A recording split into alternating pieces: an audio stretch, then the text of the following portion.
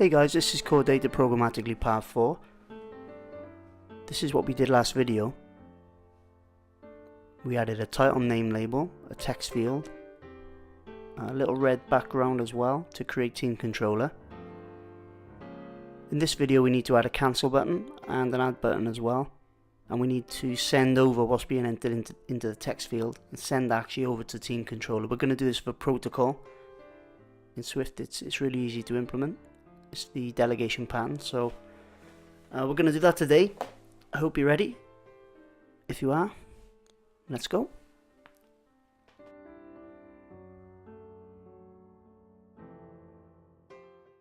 So the aim of this video is for our two controllers to talk to each other.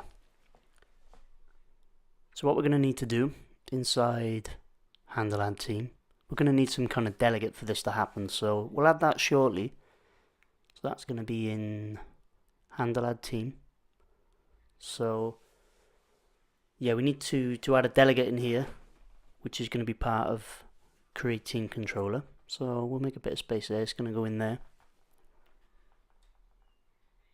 So delegates are a great way for view controllers to actually communicate with each other efficiently.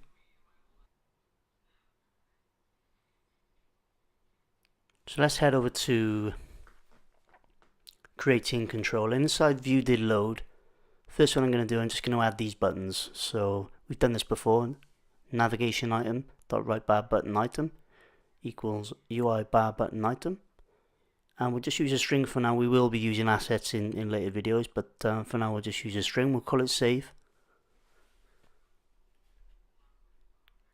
Just a plain style target self and a selector. We've seen this before.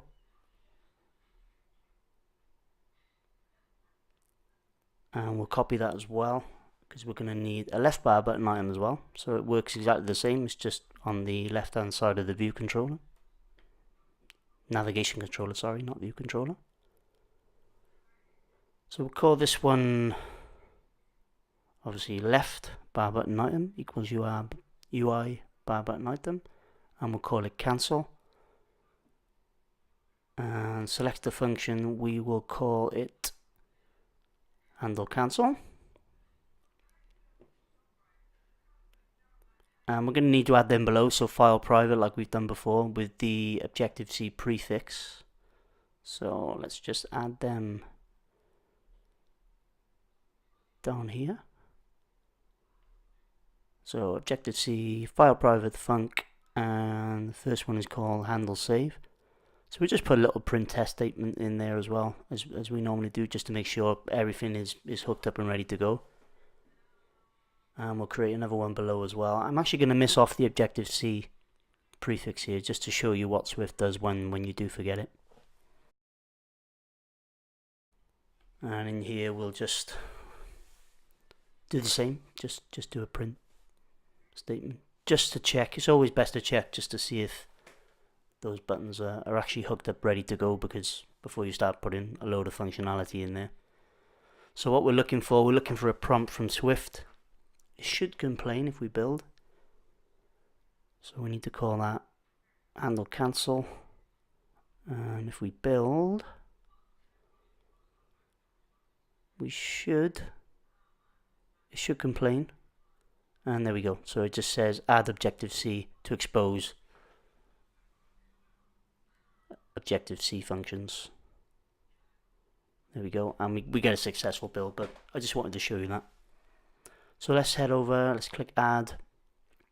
So we've got our save button and we've got our cancel button. So both of them are hooked up, ready to go. So we can start to use them now. And let's head over to Teams controller. Let's create that delegate now. So it's going to complain, but so we're going to have to say create team controller delegate equals self. It's going to complain because we haven't actually created that yet. So let's head over to create team controller and create the delegate. So this is just going to be a simple var delegate.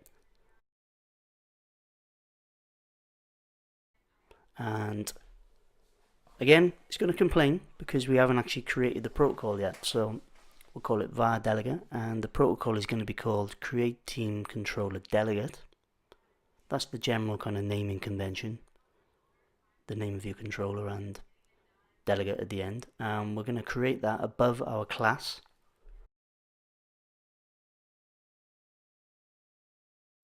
And inside the protocol, we're just going to have one function. And this is basically just going to add a team for us. So protocol, create team controller delegate. Inside here then we just create one function for now. We will expand on this, but so it's just going to be called func add team of type teams. And if we build that now, it's going to fail. We can head back over to Teams Controller. So this delegate isn't active yet. And the reason being is because this controller doesn't know about the delegate we've just created. So we need to go up to just after UI table view controller, hit a comma, and then just implement that protocol. Create team controller delegate. If we scroll back down, we should see that's now active. So the delegate is there, but it's complaining again because we haven't actually implemented the function along with the protocol, and we've actually promised to do that. So you do need to implement them. It will prompt you, which is quite nice, so you can just add the stubs. And we should get a successful build now, so if we just build that.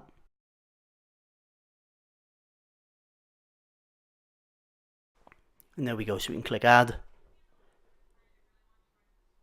cancel and save. So those two buttons are working, and we've just implemented a delegate and created a protocol. So now I guess it's time to actually add some functionality. So let's do that now. Okay, so head over to create team controller, and we should see our two selector functions here. We've got handle save and we've got handle cancel. So we need to hook these up to actually do something. So let's do the handle cancel button first. So that's nice and easy. Dismiss animated true, completion block and nil. Now in handle save, we want to grab what's entered into the name text field. So it's going to be name text field.text. And we want to pass that over to our team's controllers. So let's create a team. So we can just say let teams, and then just construct an actual team, but with the name that we're passing in from the actual text field. So this is actually an optional, so we're going to need to unwrap this with a simple guardlet. Guardlets are really good if you just want to unwrap in one line, if you're not actually returning anything. So you can just say guardlet name is equal to name text field.text else return. And inside team name, we can pass that text field name in and then just return a normal date. And then on the end, then we just want to do a simple dismiss animated true, completion block of nil.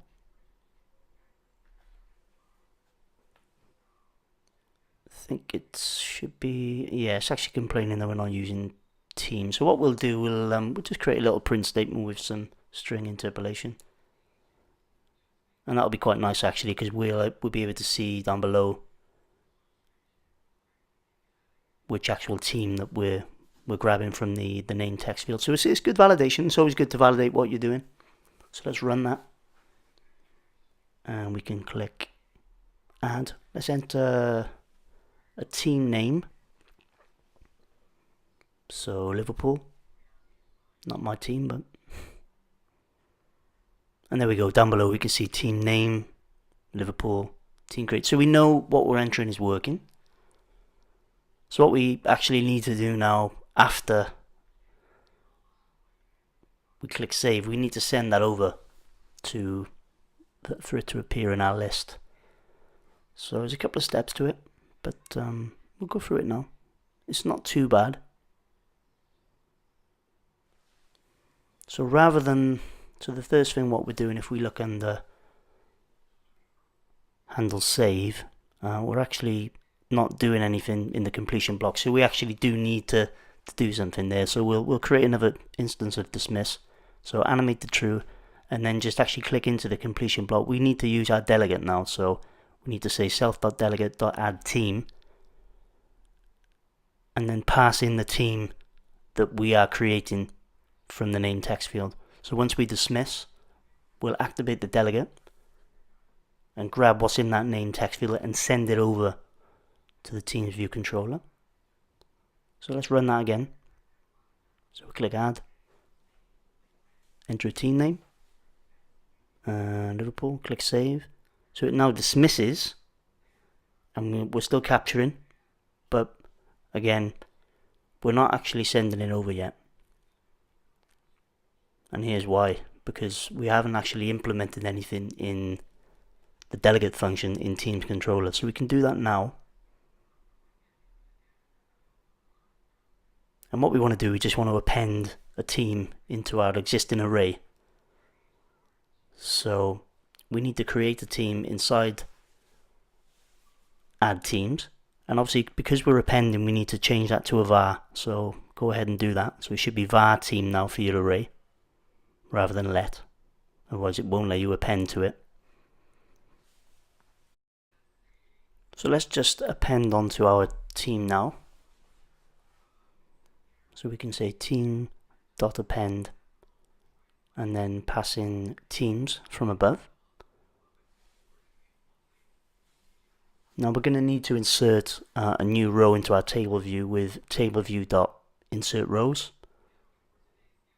We're going to need a new index path, so we'll create that above. Really easy to do. We can just say let new index path, and it's a little bit of logic here now, so it's just index path, and we're going to use the row constructor. And the logic for this is just teams.count -1, which means that will just pop our team right on the end of the existing array. And then it's just section 0. And then what we can do then, we can just pass that new path that we've created into the insert below. I think it's actually an array, isn't it? So yeah, we need to change that to team.count and yeah, insert rows at, that should be an array, so we'll change that as well. So there we go. We should run that now, and we should see, fingers crossed, we should see, after we click on add, we enter a name, we should be able to save, dismiss, activate the delegate, and then send it over to Teams controller, which is exactly what happens. Which is great. It's exactly what we want. Let's just add another one. And that looks good. That's exactly what we need. We'll expand on this a little bit more, but for now, I think we'll leave it there for today. But we've done quite a lot today, and using protocols is a great way of communicating between controllers. So great job. So well done, guys. Protocols can be a little bit tricky, but once you understand how they work, they're a great tool to have in your arsenal for view controller communication. I can do a separate video if you want some theory on it, but we've done quite a lot today. We've achieved a lot. Ready for next time when we actually implement core data, so stay tuned for that one. I'm trying to get the course out there on Instagram and Twitter just to get a little bit more of a following, so that'd be good if we can get more people programming programmatically rather than using storyboards. I think it's a better way and it's more efficient, and it stands you in good stead for the future. So that's going to be me for now, but stay tuned for next time, and I'll see you then.